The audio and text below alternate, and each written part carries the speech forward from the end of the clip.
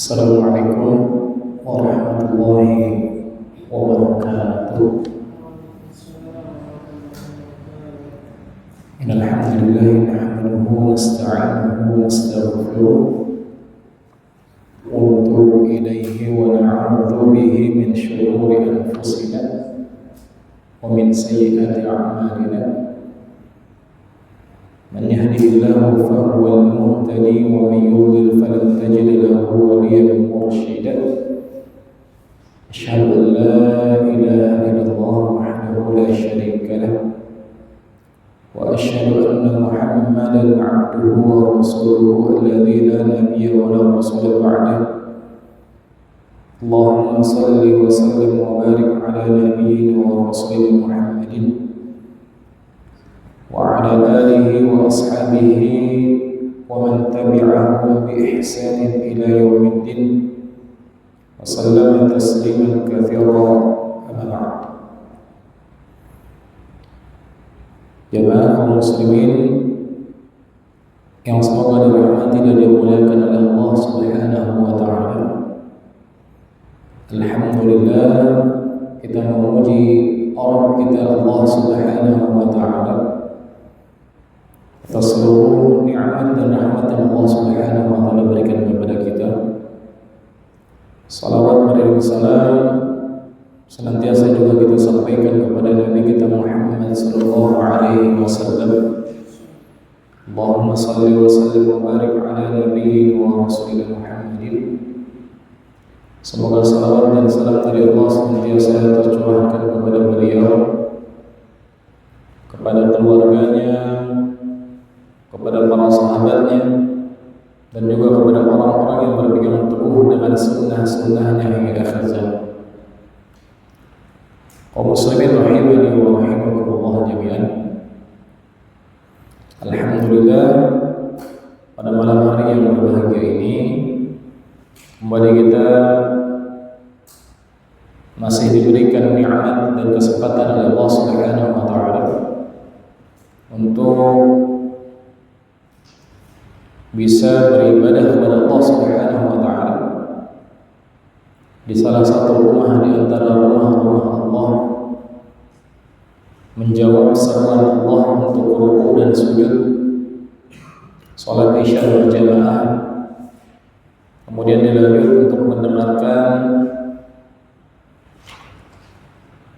kajian ilmu yang di dalamnya dibacakan ayat Allah dan petikan hadis-hadis Nabi Muhammad SAW. Insyaallah kita akan melanjutkan pelajaran rutin kita yang sebelumnya sudah kita mulai bulan lalu. Ini merupakan pertemuan kedua dari pelajaran kita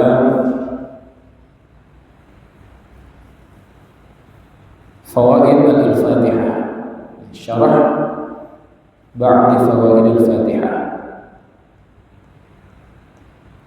atau yang ditulis oleh panitia jadi penjelasan lautan makna surah Al-Fatihah. Pada pertemuan sebelumnya kita telah menyebutkan nama-nama lain daripada surah Al-Fatihah,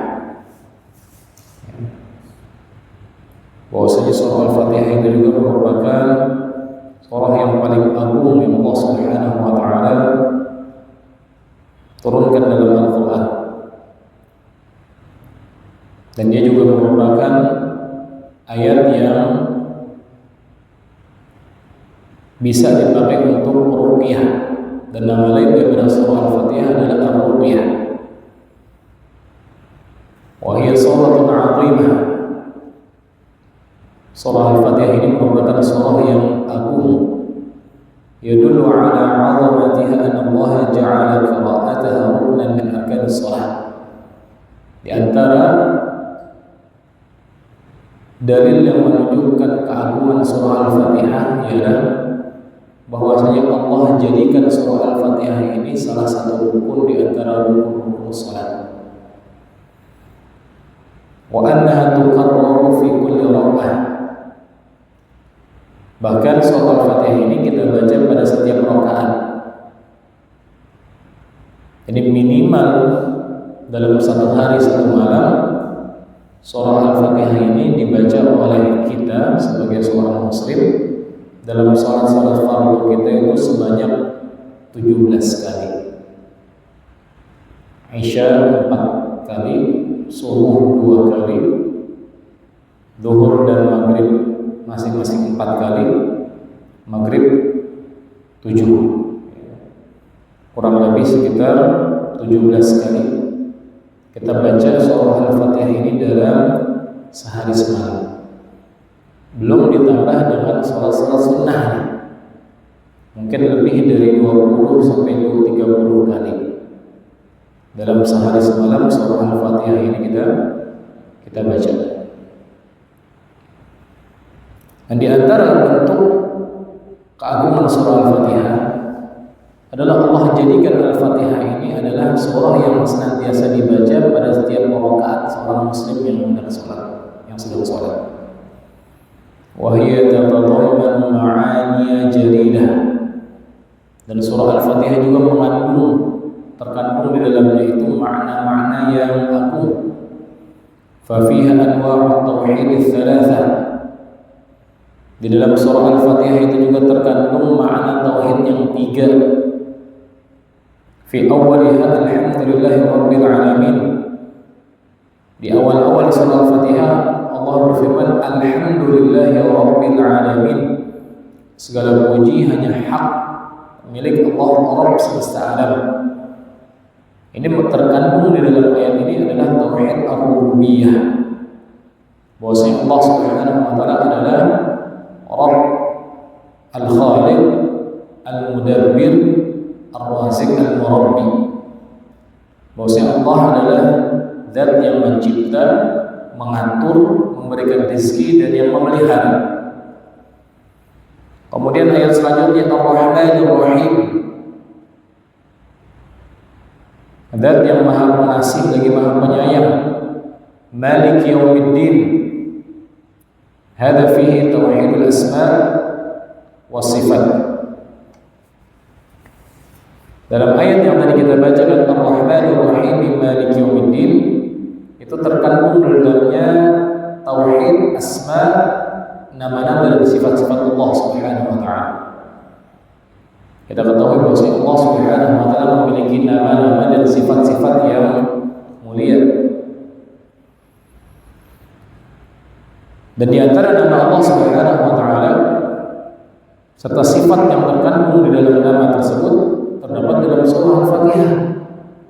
Ar-Rahman, Ar-Rahim, yang Maha Pengasih. Jadi Allah nama lainnya adalah Ar-Rahman. Ar-Rahim juga nama Allah Subhanahu wa taala yang husna, yang paling baik. Kemudian Malik Yaumiddin ini juga di antara nama Allah Al-Malik. Malik Yaumiddin, rajanya hari pembalasan. Di dalam nama-nama Allah Subhanahu wa taala terkandung sifat-sifat Allah Subhanahu wa taala. Dan seluruh nama Allah itu terkandung di dalamnya sifat. Allah dinamakan dengan Ar-Rahman karena memang Allah Maha Penyayang. Allah menamakan diri dengan Ar-Rahim karena Allah memang Maha Pengasih. Berbeda dengan makhluk. Makhluk namanya itu belum tentu terkandung di dalamnya sifat-sifat sesuai dengan namanya. Misalkan nama seorang makhluk dinamai dengan Shadiq, ya, namanya Ahmad Shadiq misalnya. Shadiq artinya jujur, orangnya tukang bohong. Karena kalau makhluk itu namanya terkadang sesuai sifatnya, artinya sifatnya itu sesuai dengan namanya. Terkadang justru malah keterbalikan daripada namanya. Kemudian iyyaka na'budu wa iyyaka nasta'in. Hanya kepada Engkau lah kami beribadah dan hanya kepada Engkau lah kami meminta. Fahada fihi tauhidul ubudiyah. Dalam ayat tersebut terkandung di dalamnya tauhid al-ubudiyah. tauhid peribadatan kita kepada Allah Subhanahu wa taala.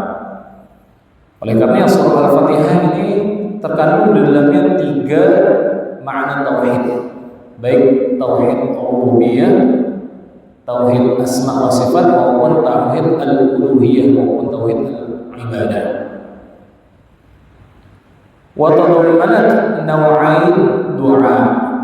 Sekaligus surah Al-Fatihah juga terkandung di dalamnya 2 jenis doa. Karena doa itu para ulama membagi menjadi 2 jenis. Ada doa ibadah, doa ibadah. Ada doa masalah, doa permintaan kita. Doa ibadah itu doa yang kita baca dalam ritual ibadah kita. Dalam sholat kita membaca doa, dalam haji dan umrah kita membaca doa. Itu doa-doa ibadah. Adapun doa-doa masalah ialah doa-doa permintaan pribadi kita. Tempat kita mengadukan urusan-urusan hajat-hajat kita kepada Allah Subhanahu wa taala. Doa ibadah yang dimaksud dengan doa ibadah ialah tsana 'ala Allah. Pujian-pujian terhadap Allah Subhanahu wa taala. Jadi surah Al-Fatihah itu di dalamnya terkandung 2 jenis doa. Doa ibadah terkandung di dalam surah Al-Fatihah. Karena di awal kita memuji Allah Subhanahu wa taala, alhamdulillahirabbil alamin. Segala puji hanya milik dan hak Allah Subhanahu wa taala, Rabb semesta alam. Kita puji Allah Subhanahu wa taala karena memang Allah Maha terpuji. Demikian juga di dalamnya terdapat doa permintaan. Wa huwa talabul hawaiji min Allah. Doa yang terkandung di dalamnya itu meminta agar kebutuhan-kebutuhan kita itu terpenuhi oleh Allah Subhanahu wa taala. Fa hadza mawjudun fiha. Doa yang jenis kedua ini juga terdapat dalam surah Al-Fatihah. Ini terdapat pada ayat ihdinas siratal mustaqim. Tunjukkanlah kepada kami jalan yang lurus. Siratal ladzina an'amta 'alaihim. Jalan orang-orang yang telah Engkau berikan kepada mereka nikmat. Ini terkandung di dalam doa, di dalam ayat tersebut adalah doa masalah, doa permintaan. Kita meminta kepada Allah Subhanahu wa taala agar Allah memberikan kepada kita jalan yang lurus. Karena dalam kehidupan dunia kita ini jalan-jalan banyak. Kata Allah, "Qul hadhihi sabili ad'u ila Allah 'ala basiratin ana wa man ittaba'ani." Katakanlah ini adalah jalanku. Dan jalan-jalan yang lain banyak. Dalam ayat yang lain Allah Subhanahu wa taala katakan, "Wa la tattabi'us subul." Janganlah kalian mengikuti jalan-jalan yang lain. Jalan menuju Allah itu satu saja. Sedangkan jalan-jalan menuju neraka itu banyak sekali. Subul. Subul itu bentuk plural dari kata sabilun. Sabil itu artinya jalan satu. Kalau subul itu jalan yang banyak. Jadi jalan menuju Allah itu cuma satu, sabil. Tapi jalan menuju neraka itu subul, banyak. Oleh karena kita mohon kepada Allah agar diberikan jalan yang lurus untuk menuju Allah Subhanahu wa taala. Ihdinas siratal mustaqim. Kita memohon kepada Allah jalan yang lurus. Agar Allah tunjukkan kepada kita jalan yang lurus. Kita memohon hidayah. Kebutuhan kita terhadap hidayah Allah Subhanahu wa taala itu enggak kalah penting daripada kebutuhan kita kepada makan dan minum. Bahkan enggak kalah penting daripada kebutuhan setiap detik nafas yang kita hirup. Karena tanpa hidayah dari Allah Subhanahu wa taala, kita tidak akan bisa beribadah kepada Allah Subhanahu wa taala. Tanpa hidayah dari Allah Subhanahu wa taala, kaki kita tidak akan bisa melangkah ke rumah Allah ini. Terdapat dari sekian banyak hamba-hamba Allah yang sehat badannya, luang waktunya, Rupanya ketika waktu sholat yang datang ke masjid itu sedikit, nggak banyak yang datang. Maka jawaban simpelnya adalah nggak semua orang diberikan hidayah oleh Allah Subhanahu wa Ta'ala.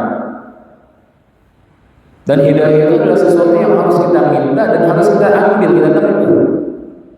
Bukan sesuatu yang kita tunggu.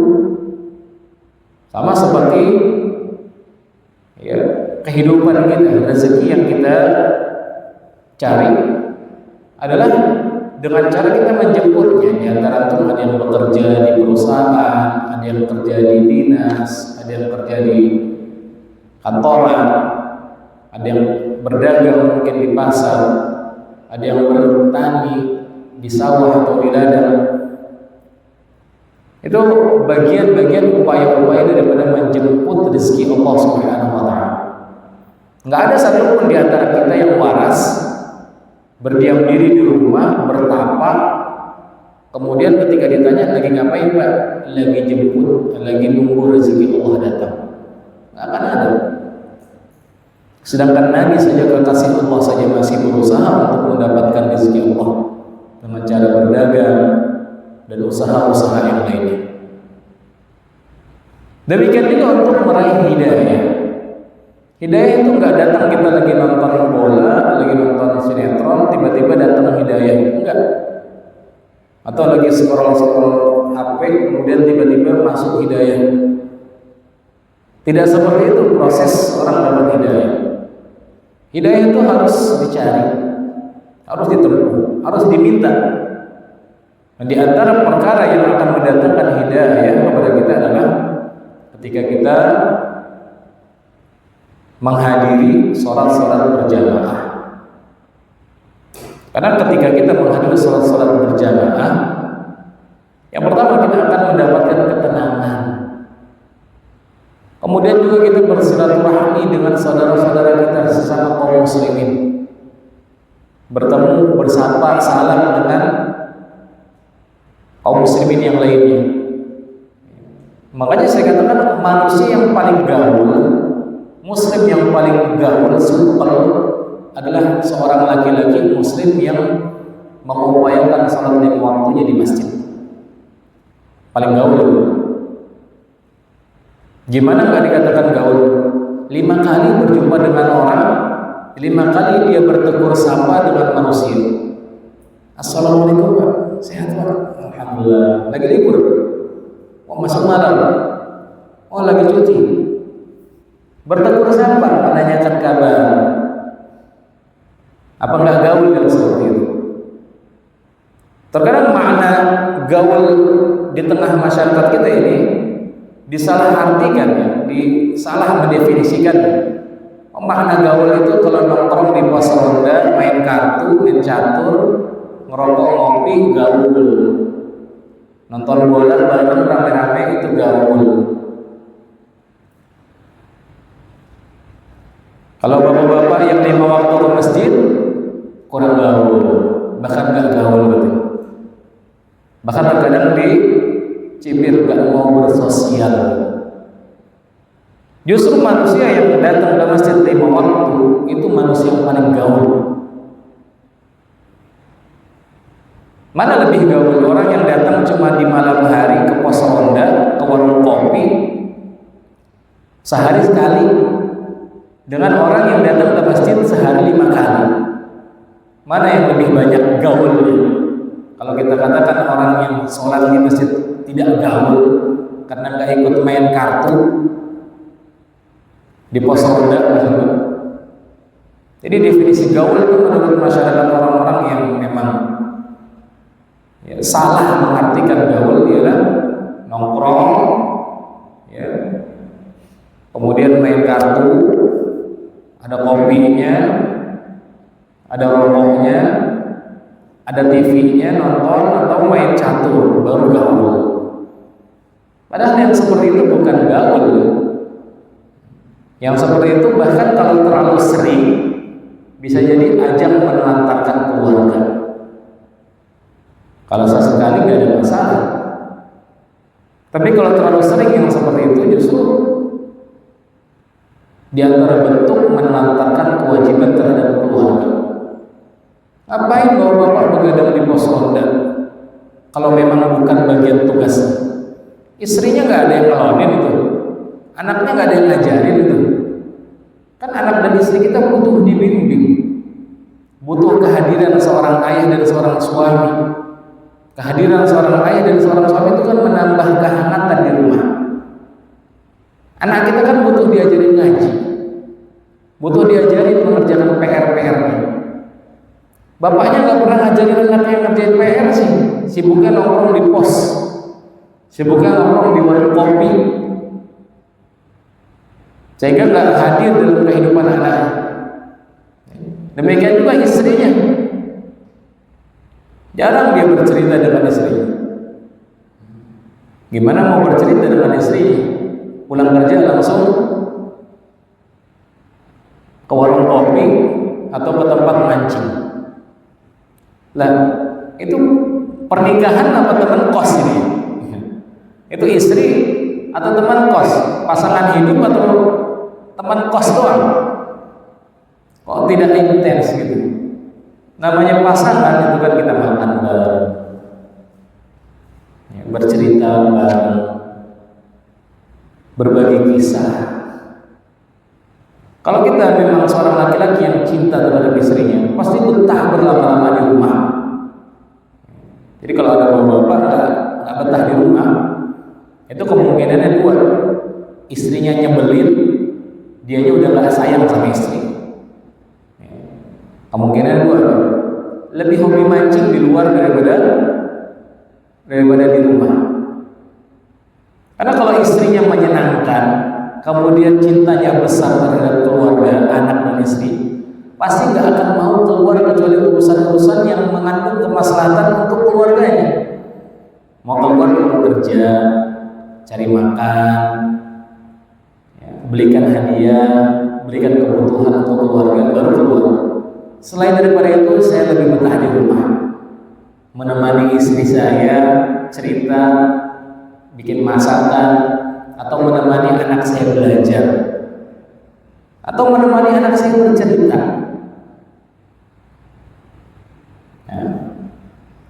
Kaum muslimin rahimani wa rahimakumullah. Kurang lebih 17 kali kita meminta hidayah kepada Allah Subhanahu wa taala dalam satu hari semalam. Kita mengatakan, meminta kepada Allah, ihdinas siratal mustaqim, ya Allah, tunjukkanlah kami jalan yang lurus. Kita memohon hidayah, karena hidayah ini sesuatu yang sangat mahal kaum muslimin. Kita bisa datang ke masjid ini karena hidayah dari Allah, bukan semata-mata karena kita sehat. Kalau semata-mata karena kita sehat, orang yang sehat banyak, lebih sehat dari kita juga banyak, tapi kakinya nggak sanggup melangkahkan kaki ke masjid. Anak-anak muda itu melangkahkan kakinya ke gunung-gunung itu kuat kakinya, dipakai main futsal kuat, dipakai naik gunung kuat, dipakai jalan ke masjid tiba-tiba loyo menjadi orang yang jongkok, nggak sanggup, nggak bisa melangkahkan kakinya ke masjid. Maka yang menggerakkan kaki kita untuk bisa sampai ke masjid ini bukan hanya karena tenaga dan kekuatan kita, bukan, tapi hidayah yang Allah berikan ke dalam hati kita. Karena hidayah ini juga lah kita bisa saksikan kakek-kakek yang sudah hampir tidak bisa jalan, sebelum subuh sudah sampai di masjid. Sedangkan anak muda yang berotot untuk membuka kelopak matanya saja di subuh hari nggak sanggup. Kenapa ada kakek-kakek yang separuh pincang, sudah separuh bungkuk, sanggup untuk melangkahkan kakinya ke masjid, sementara di sana banyak anak-anak muda yang masih berotot badannya, tapi nggak sanggup untuk melangkahkan kakinya ke masjid, bahkan tidak sanggup untuk membuka kelopak matanya di waktu subuh. Ngangkat beban 50 kilo, 100 kilo kuat. Ngangkat kelopak mata ini yang beratnya cuma berapa gram saja nggak kuat. Sekali lagi yang membuat itu semua adalah hidayah dari Allah Subhanahu wa taala. Sesehat apapun badan kita, seluang apapun waktu kita, lagi cuti 1 minggu di rumah, nggak akan sanggup datang ke masjid kecuali hidayah Allah Subhanahu wa taala. Karena kita sangat butuh terhadap hidayah Allah Subhanahu wa taala.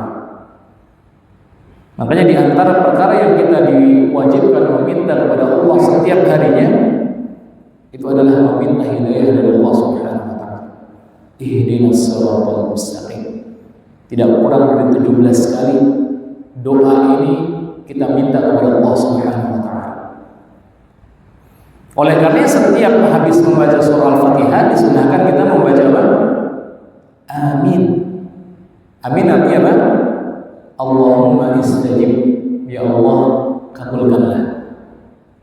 Kan kita berdoa kepada Allah. Ihdinas siratal mustaqim. Ya Allah, tunjukkanlah kami jalan yang lurus. Siratal ladzina an'amta 'alaihim ghairil maghdubi 'alaihim waladdallin.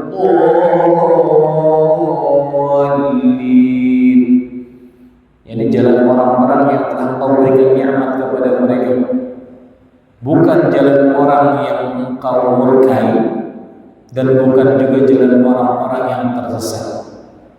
Kemudian habis berdoa itu kita berkata apa? Amin. Kabulkanlah ya Allah doa kami.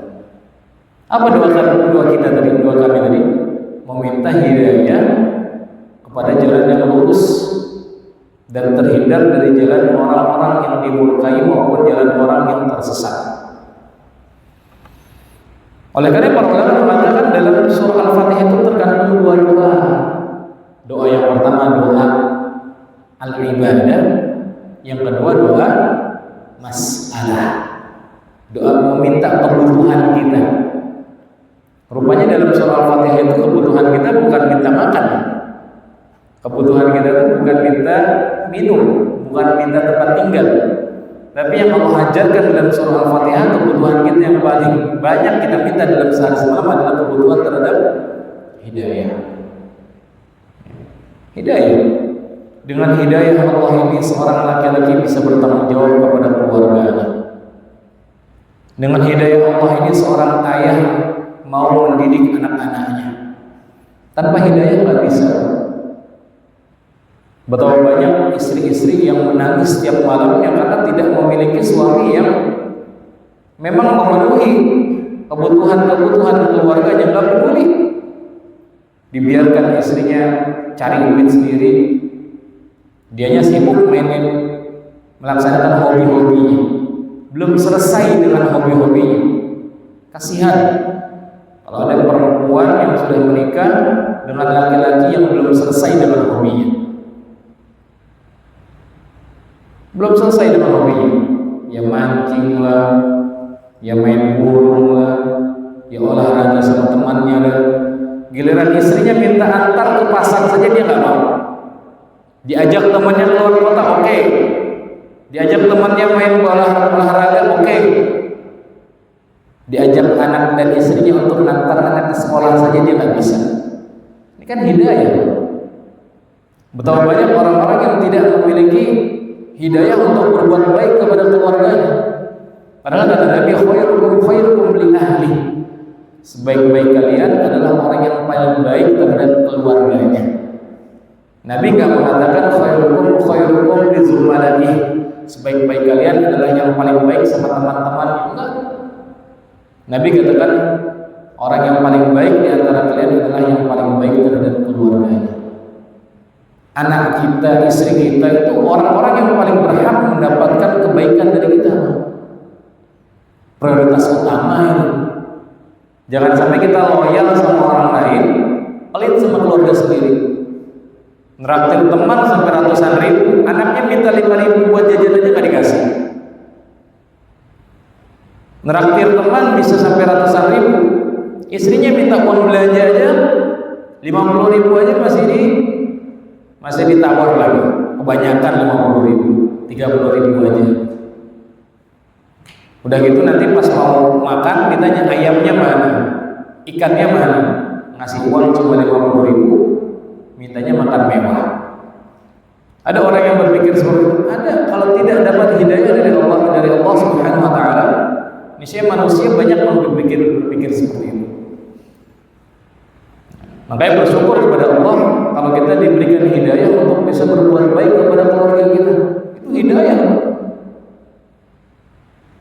Kita diberikan petunjuk oleh Allah untuk bisa menjadi suami dan ayah yang bertanggung jawab terhadap dunia dan akhirat keluarga kita. Anaknya diajarin sholat, diajarin ngaji, istrinya diperintahkan untuk menutur aurat, dicukupi nafkahnya sehingga istrinya nggak usah keluar-keluar, di rumah aja deh, biarin saya yang cari nafkah, kamu jaga rumah, urus anak-anak. Sudah mulai langka laki-laki yang seperti itu. Apa yang menyebabkan seseorang bisa melakukan hal demikian? Hidayah. Dengan hidayah seorang suami bisa berbuat baik dengan istrinya. Dengan hidayah seorang anak bisa berbuat baik kepada orang tuanya. Tanpa hidayah kita semua menjadi orang-orang yang sesat. Tanpa hidayah kita akan mengikuti hawa nafsu kita. Orang-orang yang sesat tanpa bimbingan hidayah dari Allah Subhanahu wa taala. Kalau kita lihat kok ada ya orang sudah tua tapi masih sukanya mabuk, main perempuan, umurnya sudah 50, belum dapat hidayah. Bagi orang-orang yang sudah mendapatkan hidayah, sudah dicabut lagi rasa nikmat dari urusan-urusan kemaksiatan. Melihat kemaksiatan itu bukannya suka, tapi nggak suka. Kalau seorang sudah diberikan hidayah di hatinya si Allah Subhanahu wa taala, dia melihat kemungkaran, melihat kemaksiatan itu nggak suka. Minimal mengingkari dengan hati. Ini mungkar. Melihat anak-anak muda nongkrong di pinggir jalan pada menenggak minuman-minuman keras, khamr, secara hati dia ingkar. Bukan malah difasilitasi. Udah melihat anak-anak minumnya miras, dibeliin gorengan lagi, biar makin malam nongkrongnya. Nggak benar itu. Minimal kita nasihati. Kalau kita aparat yang berwenang, RT ya, misalkan ketua lingkungan, kita tegur, jangan berbuat keharuman di sini, minum-minum. Karena nanti habis minum-minum dia nanti akalnya separuhnya hilang. Ya.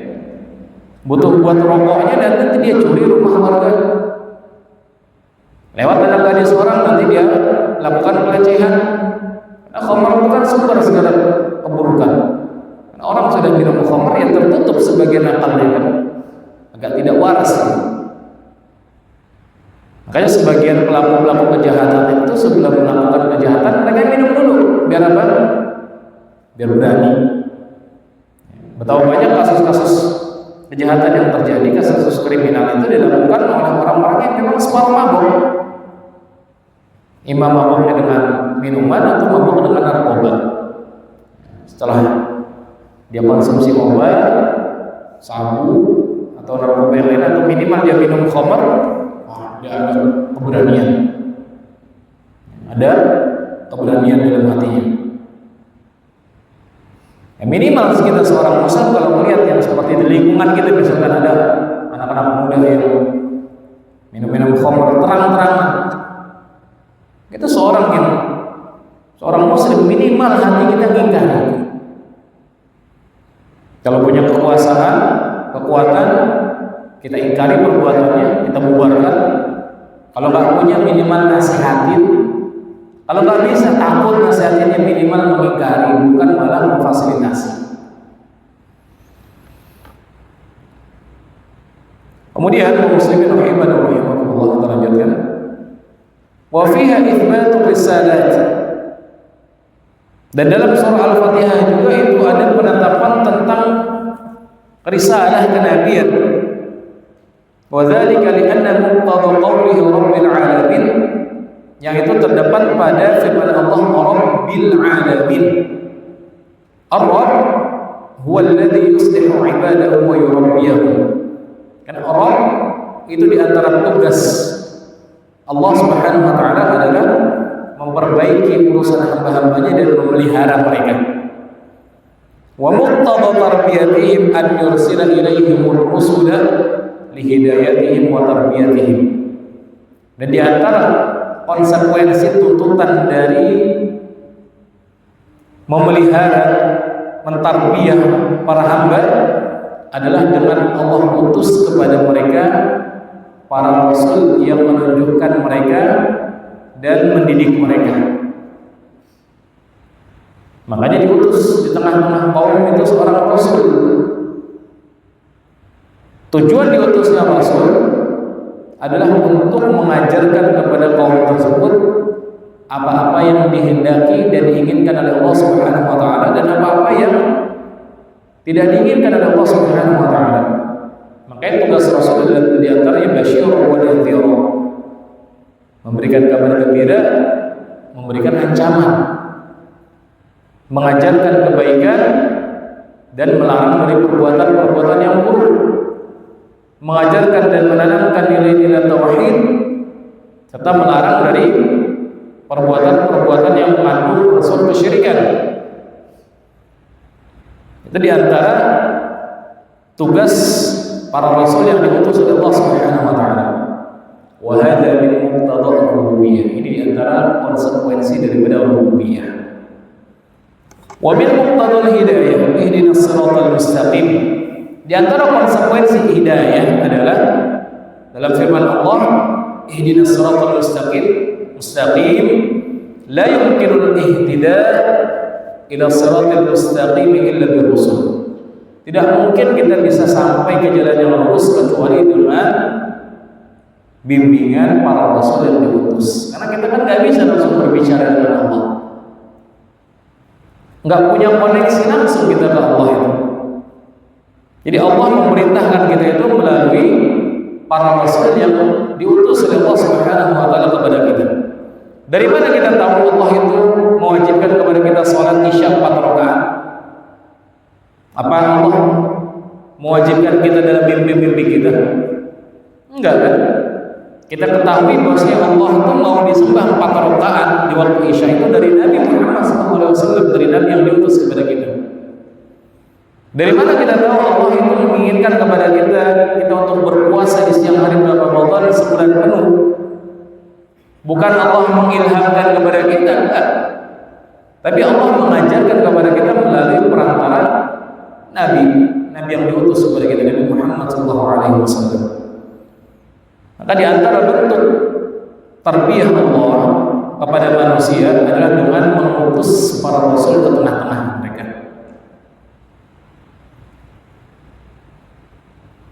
Nah, setelah diutusnya para rasul,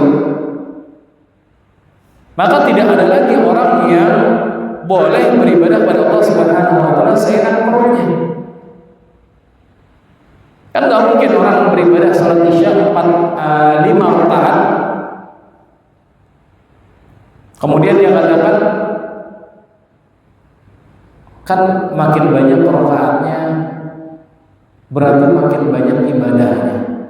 Makin banyak ibadahnya berarti makin baik di sisi Allah. Jadi dia beribadah itu dengan bahasa halusnya, dengan perasaannya. Padahal bahasa yang seharusnya bukan beribadah dengan perasaan, beribadah dengan hawa nafsunya.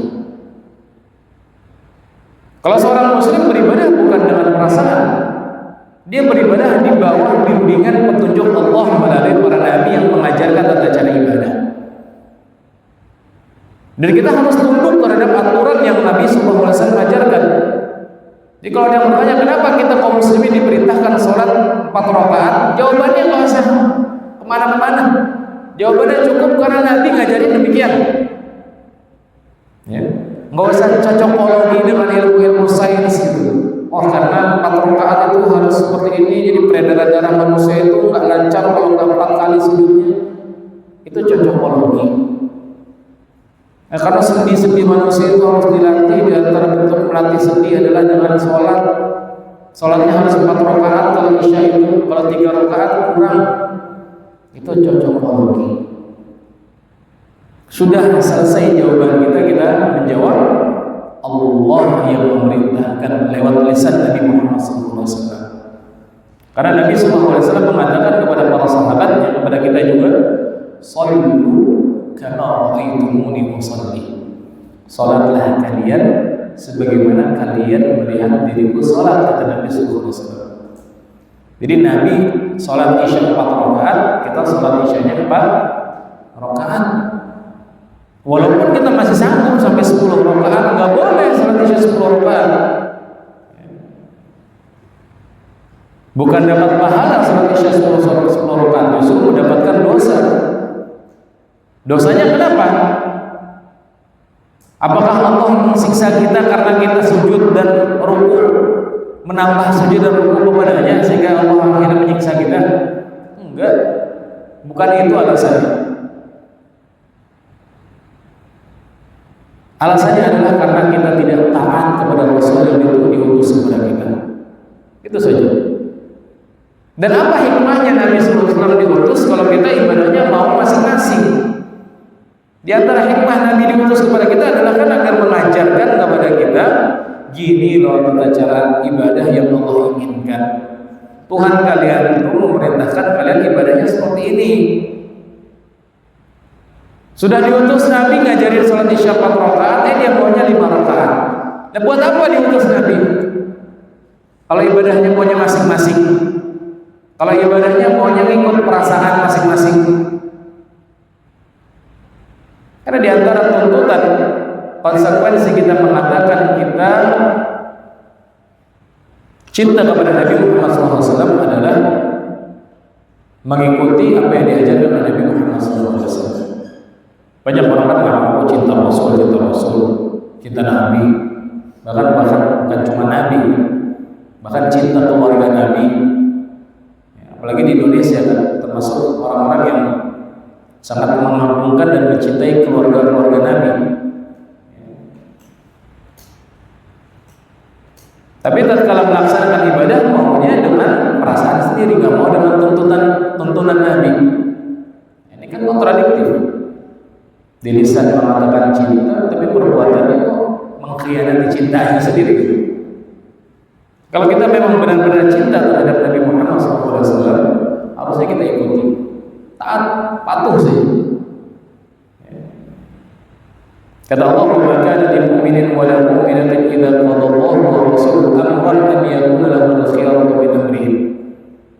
Enggak pantas bagi seorang muslim, laki-laki maupun muslim perempuan, apabila Allah dan Rasulnya telah menetapkan suatu perkara, kemudian mereka cari-cari lagi jalan selain apa yang telah diputuskan oleh Allah dan Rasulnya. Enggak pantas kepada Allah Subhanahu wa ta'ala. Dalam ayat yang lain Allah Subhanahu wa ta'ala katakan, "Fala wa rabbika la yu'minun hatta yuhaqqimuka fima shajara bainahum, thumma la yajidu fi anfusihim harajan mimma qadaita wa yusallimu taslima." Demi Allah, wahai Muhammad, mereka tidak dikatakan beriman sampai mereka menjadikan dirimu hakim yang memutuskan perkara di tengah-tengah mereka, kemudian tidak didapati dalam hati mereka itu jengkel terhadap keputusan yang kau buat, wa yusallimu taslima, kemudian mereka menyerahkan diri sepenuhnya. Sebagian kita kan masih merasa jengkel dengan syariat yang dibebankan kepada kita. Di antara bentuk kejengkelan kita mungkin lagi asik kerja, ya azan, kan jengkel gitu. Nah, kenapa emang kalau azan? Kok kayak nggak senang? Lagi asik berdagang, bekerja, bermain, ya azan. Padahal seruan dan panggilan azan itu panggilan yang dirindukan oleh Nabi Muhammad SAW. Karena kita bekerjanya kita di dunia itu kan untuk ngisi waktu saja. Tugas utama kita kan sholat. Ya. Kerjaan itu nunggu waktu sholat aja. Makanya Nabi SAW katakan kepada Bilal yang menjadi muadzin Nabi SAW, "Ya Bilal, alaihi bis sholat." Wahai Bilal, istirahatkan kami dengan sholat. Jadi Nabi itu melepas lelahnya, merasakan ketenangannya itu dengan sholat. Sebagian kita kalau datang waktu sholat malah merasa terganggu kegiatannya. Ya sholat, ya azan. Bukankah enak tuh kalau azan? Sebagian kaum muslimin juga kalau lagi bekerja, kalau capek larinya ke masjid gitu. Makanya ada anekdot di Jabodetabek ini, ciri-ciri orang capek kalau di perusahaan tandanya apa? Masuk masjid. Karena di masjid itu mereka bisa melepas lelah kan? Dapat sholat 2 rakaat, ngelurusin tingkat 5 menit gitu kan. Tanda-tanda orang capek ke masjid untuk melepas lelah. Kalau diizinkan sama perusahaan ya tidak ada masalah. Kalau waktu sholat-sholat yang memang bukan wajib, maka kita harus izin. Nggak boleh seorang yang memiliki kontrak kerja dengan perusahaan, kemudian dia berlama-lama di masjid ya, untuk lari dari tugas dan kewajiban, nggak boleh. Kecuali sholatnya adalah sholat wajib yang memang sholat fardu, nah, itu memang kewajiban. Kalau nggak bisa kita sholat di tempat kerja kita, kalau bisa keluar dari tempat kerja tersebut. Tapi saya rasa untuk di negeri kita kayaknya hampir nggak ada ya. Insya Allah kebanyakan pekerjaan itu banyaknya kita diizinkan dan diperbolehkan, walaupun memang mungkin tidak di awal waktunya. Kalau di perusahaan misalkan istirahatnya jam 4 sore, ya asalnya udah lewat dikit, yang penting masih dapat. Kecuali memang tugas kita adalah tugas yang tidak bisa sholat berjamaah langsung semuanya, seperti misalkan kita aparat yang menjaga, itu kan sholatnya harus bergantian, nggak bisa semuanya. Polisi, bahkan security, ya, di pabrik itu kan security nggak sholat Jumat semuanya, bergantian. Oh, Jumat ini saya sholat ya, nanti Jumat depan saya sholat zuhur, kamu yang sholat Jumat, gantian gitu. Karena kalau sholat Jumat semuanya repot, nanti nggak ada yang jaga. Nah itu nggak ada masalah kalau sholat seperti itu. Tapi kalau untuk sholat yang memang sunnah, nggak boleh kita menggunakan waktu bekerja untuk ibadah sholat sunnah. Jam 9 lagi waktu sibuk bekerja, dia ke toilet, kemudian ke musola masjid sholat duha setengah jam, nggak boleh. Haram sholat duha, bukan dapat pahala, dapat dosa. Kenapa? Karena sholat duha hukumnya sunnah, sementara bekerja dengan akad yang sudah disepakati hukumnya wajib. Karena kita mendapatkan gaji dan honor dari bekerja tersebut. Kalau kita gunakan waktu yang sudah kita sepakati dengan perusahaan, yang harusnya kita pakai bekerja, kita pakai untuk sholat duha sampai setengah jam, maka yang setengah jamnya itu gajinya nggak halal. Ada sekian rupiah dari gaji kita itu yang tidak halal untuk kita. Makanya di antara bentuk mensucikan harta kita adalah dengan rajin bersedekah. Karena sedekah itu kan buat kotoran. Kenapa Nabi SAW itu mengharamkan bagi dirinya dan anak keturunannya Ahlul Bait itu untuk makan harta sedekah, termasuk harta zakat. Di antara hikmahnya kata para ulama, karena Nabi dan keluarganya itu tidak memakan kotoran. Karena sedekah dan zakat itu kotoran harta, kotoran harta manusia. Dan Nabi dan keluarganya nggak dibolehkan, diharamkan oleh Allah untuk makan harta sedekah. Kalau hadiah boleh, kalau sedekah nggak boleh. Nabi adalah orang yang tidak diperbolehkan oleh Allah untuk menerima sedekah. Bahkan bukan cuma Nabi, keluarga Nabi pun diharamkan oleh Nabi SAW untuk makan harta sedekah. Di antara bentuk kegiatan rutin kita untuk membersihkan harta kita, karena ada saja mungkin dari sekian persen harta yang kita miliki itu tercampur dengan sesuatu yang haram tuh mungkin saja ada. Mungkin ada yang kita sadari, mungkin ada yang tidak kita sadari. Caranya adalah dengan memperbanyak sedekah, membiasakan bersedekah. Kalau memang harta kita ada kemungkinan tercampur dengan yang haram. Tapi kalau pemasukan dari harta kita itu murni haram, nggak bisa disedekahin, Pak. Gimana mau sedekahin? Bandar narkoba, bandar judi, antum mau bangun masjid 10 juga nggak akan diterima. Koruptor, tapi dia bangun sekolah dan masjid, nggak diterima.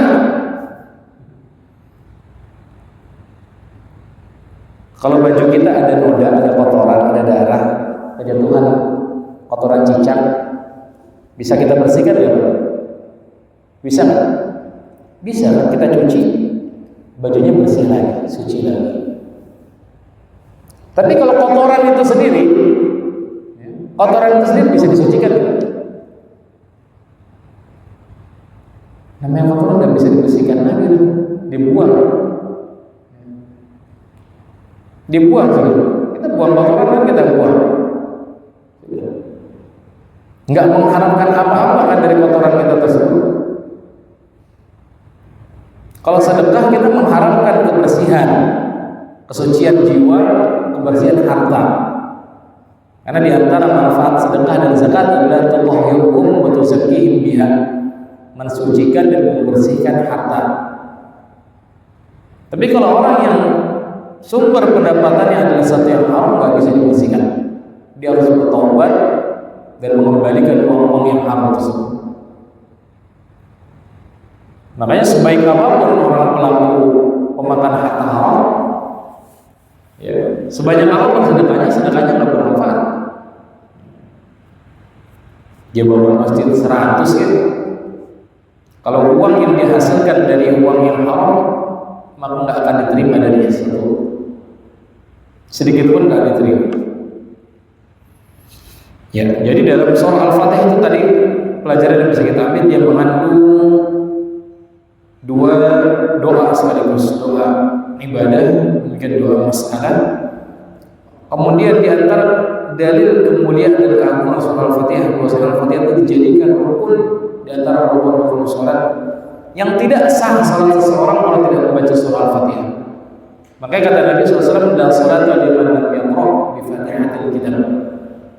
Tidak ada salat bagi orang yang tidak membaca Al-Fatihah.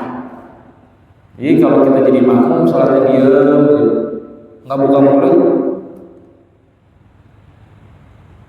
cuma diam aja nggak buka mulut, maka salatnya nggak sah. Karena salat itu bukan hanya ibadah badan, tapi ibadah lisan. Berbeda kalau antum umrah, mungkin kalau umrah ibadah fisik. Jadi dari mulai antum ihram sampai tahallul, mulutnya diam aja, nggak baca doa apa-apa. Yang penting buat antum ambil mikot, kemudian tawaf, sa'i, tahallul, botak, sudah selesai rukun umrahnya. Walaupun nggak baca doa sama sekali. Tapi kalau sholat nggak bisa. Orang ruku, tidak sujud tahiyat, tapi mulutnya diam, nggak baca apa-apa, cuma ngelamun, nggak sah sholat. Nah, sholat bukan hanya ibadah badan, dia juga ibadah apa? Lisan. Al-Fatihah harus dibaca, harus apa? Dibaca. Hatta orang yang bisu pun dia nggak boleh diam, dia harus berusaha untuk membaca. Atau bahkan di antara bentuk ngajinya orang bisu kan dengan isyaratnya, ngajinya seperti ini. Artinya dia membaca, nggak diam. Kalau diam itu bukan sholat. Itu nggak sholat ya semua. Sholat itu harus ada doa yang kita ucapkan. Di antara rukun yang harus kita baca setiap rakaat adalah membaca surah Al-Fatihah. Jadi tidak boleh setiap rakaatnya kita kosong daripada surah Al-Fatihah. Dan di antara makna atau kandungan surah Al-Fatihah adalah terkandung di dalamnya 3 jenis tauhid itu. Tauhid rububiyah, uluhiyah, asma wa sifat. Kemudian di antara kandungan surah Al-Fatihah juga bahwasanya di antara kasih sayang Allah, konsekuensi makna Allah adalah Allah mengutus para rasul yang menjelaskan makna kebaikan kepada manusia dan menjelaskan tata cara ibadah kepada Allah Subhanahu wa taala. Diutus Musa kepada kaumnya, diutus Isa kepada kaumnya, dan diutus Nabi Muhammad kepada segenap alam. Kalau dahulu para nabi dan rasul sebelum Nabi Muhammad diutus untuk kaumnya. Berbeda dengan Nabi Muhammad diutus untuk segenap alam, bahkan litsaqalain al-jinni wal ins. Bahkan untuk dua jenis hamba Allah ya, baik jin maupun manusia. Jadi jin pun nabi mereka Nabi Muhammad. Jadi nabi mereka para jin adalah Nabi Muhammad. Mereka pun terbebani dengan syariat sebagaimana kita. Mereka wajib sholat, mereka wajib ibadah-ibadah yang memang diwajibkan kepada mereka. Bahkan mereka juga wajib untuk menuntut ilmu ya. Di antara jin juga ada yang pelaku maksiat, ada yang ahli ibadah, ada yang ahli taat, sama seperti manusia. Di antara jin ada yang hadir kajian, nggak kelihatan sampingnya, nggak kelihatan. Kanan kirinya pun nggak kelihatan. Ada apa tuh kanan kirinya? Nggak ada ya? Oh belum jauh ngajinya belum. Ya, belum jauh. Nanti kalau udah jauh ngajinya insya Allah nggak kelihatan. Ya. Artinya mereka juga memiliki kewajiban sama seperti kita karena mereka pun nabinya Nabi Muhammad SAW. Nabi Muhammad bukan hanya nabi yang diutus kepada bangsa Arab, bukan. Memang Nabi Muhammad orang Arab, tapi Nabi Muhammad bukan hanya milik orang Arab. Nabi Muhammad itu kata Allah Subhanahu wa taala, "Wa arsalnaka ila rahmatan lil alamin." Tidaklah aku mengutusmu, kami mengutusmu kecuali menjadi rahmat bagi segenap alam, seluruhnya. Ya, bagi seluruh bangsa, seluruh umat, Nabi Muhammad adalah nabinya. Dan beliau adalah nabi terakhir yang Allah Subhanahu wa taala utus ke tengah-tengah manusia. Sampai hari kiamat tidak akan ada nabi lagi. Jadi jelas kalau ada orang yang mengaku nabi di zaman sekarang, sepeninggal Nabi Muhammad SAW, dipastikan dia nabi palsu. Dipastikan dia adalah nabi palsu. Karena Nabi Muhammad SAW mengatakan, "La nabiyya ba'di," tidak ada lagi nabi sepeninggalku. Baik nabi yang membawa syariat baru maupun nabi yang meneruskan syariat, tidak ada lagi. Tidak ada lagi nabi sepeninggal Nabi Muhammad SAW. Baik, untuk materi kita rasa cukup sampai sini saja, sudah 8:30 ya. Insya Allah materi ini kita akan lanjut pada pertemuan selanjutnya. Mudah-mudahan kita bisa mengamalkan apa yang kita pelajari pada malam hari yang berbahagia ini, dan mudah-mudahan kita diberikan keistiqomahan, hidayah oleh Allah Subhanahu wa taala untuk senantiasa mengibadati Allah Subhanahu wa taala. Ibadahnya baik ibadah ritual, ibadah mahdhar maupun ibadah yang ghair mahdhar, ibadah sosial. Termasuk tadi berbuat baik kepada istri, memberikan pendidikan terhadap anak, berbuat baik kepada tetangga. Itu ibadah-ibadah non ritual. Dan tidaklah mungkin seorang bisa mengerjakan ibadah baik yang ritual maupun non ritual kecuali dengan pertolongan dan hidayah dari Allah Subhanahu wa taala. Makanya di antara doa yang sering dibaca oleh Nabi sallallahu alaihi wasallam adalah Allahumma a'inni 'ala dzikrika wa syukrika wa husni ibadatik. Kita memohon agar dimudahkan oleh Allah untuk menjadi hamba Allah. Kita memohon kepada Allah agar dimudahkan oleh Allah untuk mengibadati Allah. Jadi untuk sujud kepada Allah saja kita memohon, ya Allah bantu saya untuk bisa sujud kepada-Mu. Jadi untuk bisa mengibadati Allah saja kita memohon pertolongan dari Allah Subhanahu wa taala. Karena tadi sudah kita jelaskan, bisa datang yang kita ke masjid untuk sujud dan rukuk kepada Allah tidak semata-mata karena waktu kita banyak, tidak semata-mata karena badan kita sehat, tidak semata-mata karena rumah kita dekat, enggak. Betapa banyak orang yang rumahnya di samping masjid nggak bisa juga datang ke masjid. Tapi orang yang rumahnya jauh, tapi dia terpanggil hatinya untuk datang menjawab seruan Allah, dia bisa datang ke masjid. Jadi di antara perkara yang paling berpengaruh terhadap datangnya atau tidak datangnya seorang menjawab seruan Allah adalah hidayah dari Allah Subhanahu wa taala. Oleh karena kita memohon hidayah kepada Allah agar diberikan senantiasa keistiqomahan, diberikan kesanggupan, kemampuan untuk bisa menjawab seruan-seruan panggilan ibadah kepada Allah Subhanahu wa taala. Kita cukupkan sallallahu wasallam ala nabiyina wa rasulina Muhammadin. Subhanakallahumma wa bihamdik asyhadu an la ilaha illa anta astaghfiruka wa atubu ilaik. Wassalamualaikum warahmatullahi wabarakatuh.